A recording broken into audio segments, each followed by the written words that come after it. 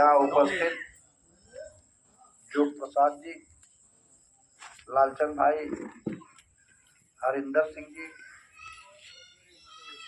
स्वामी जोग प्रसाद जी ने बहुत ही व्यापक चर्चा किया है और जो हमने पढ़ा लिखा जाना, भगवान कृष्ण अपनी खानदान के अलावा किसी से युद्ध किए। आज तक हमने बहुत लोगों से चर्चा हुई, किसी ने यह नहीं बताया कि उन्होंने दूसरे से युद्ध किया। और इसका मूल कारण होता है कि सबसे पहले जब नेक काम करने निकलेंगे तो सबसे पहले आपके विरोध में आपका परिवार ही खड़ा हो जाएगा।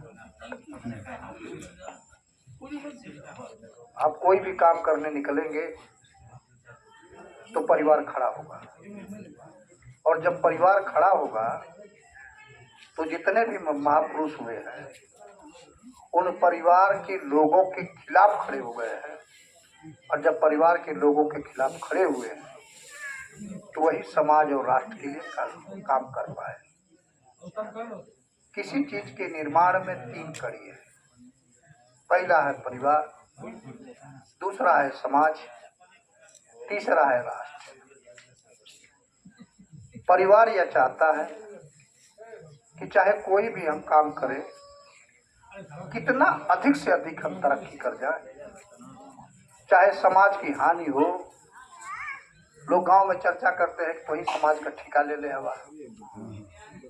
उसका मूल कारण है कि आप अपना घर ठीक करो, और जो लोगों की धारणा यह है कि पहले अपना घर ठीक करो, वही धारणा पूरी तरह से भ्रष्टाचार की धारणा है, वही धारणा लूट की धारणा है। जब आप घर ठीक करेंगे तो जैसे रास्ते पर जा रहे हैं, खरंजा लगा हुआ है, आपके मन में भावना हो गई कि खरंजा तो पूरे समाज का है, इस पर तो सभी लोग आएंगे। अगर इसमें से 2 ईंट उठा के अपने घर लेके चले जाएंगे तो ये 2 ईंट हमारा हो जाएगा। अब आप 2 ईंट लाए, ये हुआ मेरा हो गया। फिर दूसरे दिन 2 ईंट लाए, तो जहां से उठा के आप लाए वह जमीन ऊपर खबर हो गई, और जहां ले आकर के रख दिए वो ऊंचा हो गया। और जो व्यक्ति परिवार को तिलांजलि देता है, जैसे भगत सिंह की आप चर्चा करो, तो भगत सिंह बार बार यही कहा करते थे कि भाई मैं बंदूक हो रहा हूं, तो बंदूक का काम तो हत्या करना है ना। गोली चलाएंगे तो गोली किसी को लगेगी तो वह व्यक्ति मरेगा ना। लेकिन उन्होंने कहा कि बंदूक मैं क्यों बो रहा हूं, बंदूक इसलिए बो रहा हूं कि जो मेहनत से व्यक्ति खेती करता है, उसका खून और पसीना पूरी तरह से जमीन पे गिरता है, और उसका पहला धर्म होता है कि रात के अंधेरे में कोई पशु आवे और मेरे खेत को चरने लगे तो लाठी चला करके उसको भगाता है। कोई मेरे खेत को काटने लगे तो उसके ऊपर एक बहादुर योद्धा की तरह टूट पड़ता है कि नहीं, ये जो खेती हमने बोया है, मेरे परिवार का भरण पोषण तो होगा ही होगा, इसी से समाज में भी कोई भूखा व्यक्ति मेरे घर आ जाए तो उसका भी पेट भरेगा, और कोई पशु पक्षी चिड़िया कोई भी भूखा होगा उसको अन्न मिलेगा। और इसी की तरक्की में देश की तरक्की है। जिसके अंदर यह सोच पैदा हो जाएगी वह भगत सिंह हो जाएगा, वह सुभाष बाबू हो जाएगा। क्योंकि सुभाष बाबू भी विद्रोह घर से करते थे। उनके पिताजी का यह चाहते थे कि मेरा बेटा ICS बने। ICS का मतलब कि समाज में एक रुतबा हो, उसके नौकर चाकर हो, गाड़ी घोड़ा हो, अच्छा बंगला हो। लेकिन भगत सिंह ने कहा नहीं, मैं आपके सपने को पूरा करता हूँ, ICS बनता हूँ। ICS की परीक्षा पास किए, लेकिन ICS की परीक्षा पास करके उनके मन में था कि हमको भारत को बनाना है, हमको भारत को आत्मनिर्भर बनाना है, यहाँ के किसानों को आत्मनिर्भर बनाना है। तो इसीलिए जिसके अंदर नैतिक सोच होगी वो भगत सिंह बन जाएगा, जिसके अंदर नैतिक सोच होगी वो सुभाष बाबू बन जाएगा, जिसके अंदर नैतिक सोच होगी वह चंद्रशेखर आजाद बन जाएगा, जिसके अंदर नैतिक सोच होगी वह गांधी बन जाएगा। गांधी पर चर्चा महात्मा जी कर रहे थे। गांधी जी सबसे पहले इस वस्त्र को, जैसे जो हम कपड़ा पहने हैं, ये मात्र शरीर नहीं ढक रहा है। जो भी गांधी वस्त्र पहनता था उसके मन में एक धारणा होती थी कि मैं वस्त्र धारण किया हूँ, अगर मैं कोई नेक काम करते हुए मेरी भी जान भी चली जाती है तो यह कपड़ा सफेद मेरे अंतिम समय कफन का काम करेगा। यह नहीं सोचती कि कपड़ा इसलिए पहना हो कि समाज को लूट करके मुझे मजबूत बनना है, इसलिए कपड़ा पहना हो कि किसी घर में सुंदर लड़की है तो उसको उठा लाना है। गांधी की सोच थी। और जिस तरह से कपड़े में जैसे आप बनता है तो ताना और बाना दोनों को मिलाकर बनता है, तो गांधी ने कहा था कि इसी और ताने बाने के साथ पूरे समाज को इकट्ठा किया था और इकट्ठा करने के बाद इस तरह का माहौल पैदा किया कि अंग्रेजों को देश सौंप करके जाना पड़ा। वह हिंसा नहीं किए थे, वह लूट नहीं किए थे, वह गुस्से में आकर के किसी बच्चे की हत्या नहीं किए थे, किसी अंग्रेज के बच्चे को नहीं उठाए थे।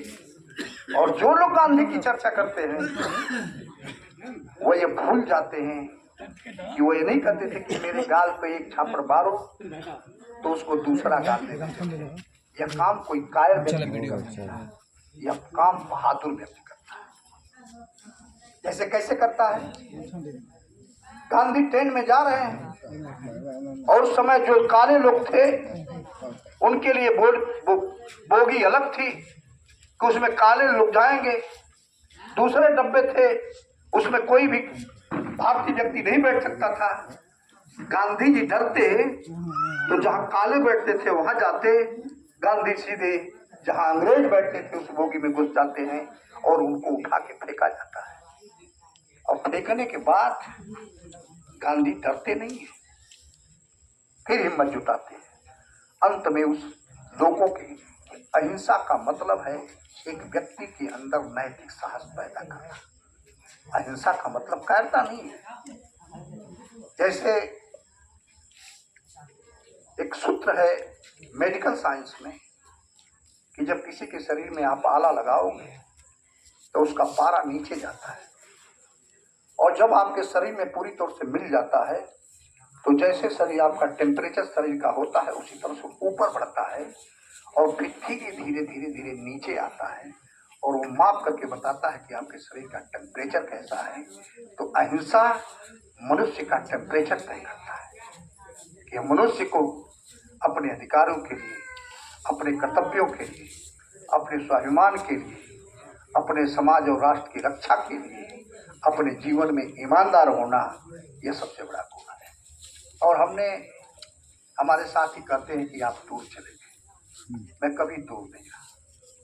जो घोसी में काम करता था यही नैतिक साहस था कि जब मैं कानपुर पहुंचा बहुत लोग थे, तमाम सारे साथी भाग रहे थे, कोई तैयार नहीं हुआ। हमने कहा नहीं, साथियों ने आंदोलन रखा, मैं जाऊंगा।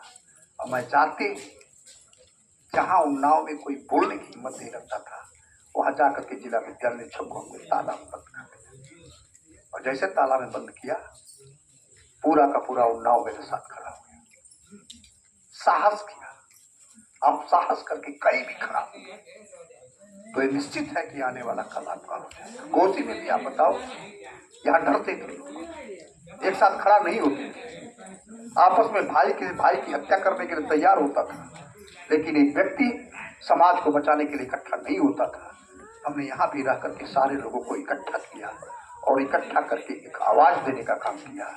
और निश्चित है कि राजनीति से बहुत लोग जो न ये होते हैं कि मैंने जीवन में कुछ नहीं कर पाया, मैंने सब कुछ किया जो सांसद विधायक नहीं कर सकते हैं, वह काम हमने किया। आज भी बताओ, जहां पूरा जिला चापलूसी में लगा है, सारे लोग डर रहे हैं, कोई हिम्मत नहीं जुटा रहा है, और मैं आज जिले में परिभाषा बता रहा हूं कि सांसद कौन होगा और जो सांसद होगा उसकी ड्यूटी क्या होगी, सांसद का काम लूट करना नहीं है, सांसद का काम किसी की जमीन कब्जा करना नहीं है, सांसद का काम पैसा इकट्ठा करना नहीं है, सांसद का काम संसद में बैठ करके कानून बनाना है जहां गरीब का कोई हाथ न मार नहीं पाए।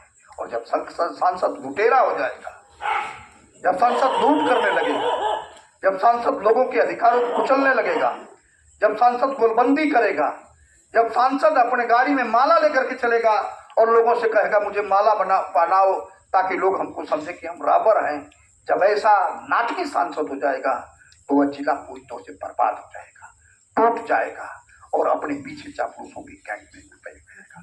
मैं डरा नहीं, मैं सहमा नहीं, मैं लोभी होता तो मैं पीछे दौड़ता, लेकिन आज खानपुर के लोगों, हमने पहले भी आकर के जब चीनी मिल में आंदोलन चल रहा था तब भी आकर के यहाँ बैठा था और आप लोगों से निवेदन किया था, आज भी बैठा हूँ, आज भी निवेदन कर रहा हूँ कि पूरी तौर से एक भारत के अंदर जब इतिहास लिखा जाएगा मऊ का, तो मऊ का इतिहास हम लालचंद भाई और सारे लोग मिलकर के जोग प्रसाद जी के नेतृत्व में निश्चित है, जब कलमकार कलम उठाएगा तो ये कहेगा कि कोई ऐसा भी व्यक्ति था जो इन लोगों के खिलाफ, जो दरिंदे थे, जो समाज को लूटने वाले हैं, जो रहबर बन करके ये पूरी तौर से आम आदमी को तबाह करने वाले लोग हैं, ऐसे लोगों के खिलाफ बिगुल बजाया। यह पूरी तौर से इतिहास स्वर्णाक्षरों में लिखा जाएगा। मैं फिर सभी लोगों को, जिन लोगों ने सुना है, जो नहीं आ पाए हैं, उनके कान तक भी आवाज़ जा रही है, मैं सभी लोगों को बहुत बहुत धन्यवाद देता हूं कि कम से कम आज जैसे सूचना मिली हमको, लालचंद भाई ने बताया तो हमने कहा कि नहीं, मैं जरूर पहुंचूंगा। बहुत दिन हो गया है, कम से कम सबको सबसे मिलने का अवसर मिल गया, इसी बहाने लालचंद ने दिया है, तो मैं जरूर आऊँगा।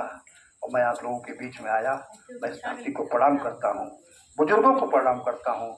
और आपका बेटा जब भी रात के अंधेरे में जहाँ भी कोई असहाय व्यक्ति को परेशान करेगा, मैं प्रयास करता हूँ कि जिंदगी की आखिरी क्षण तक जो हमने अपने जवानी पूरी तौर से इस काम में दिया है उसको निभाऊं। जय हिंद, जय भारत।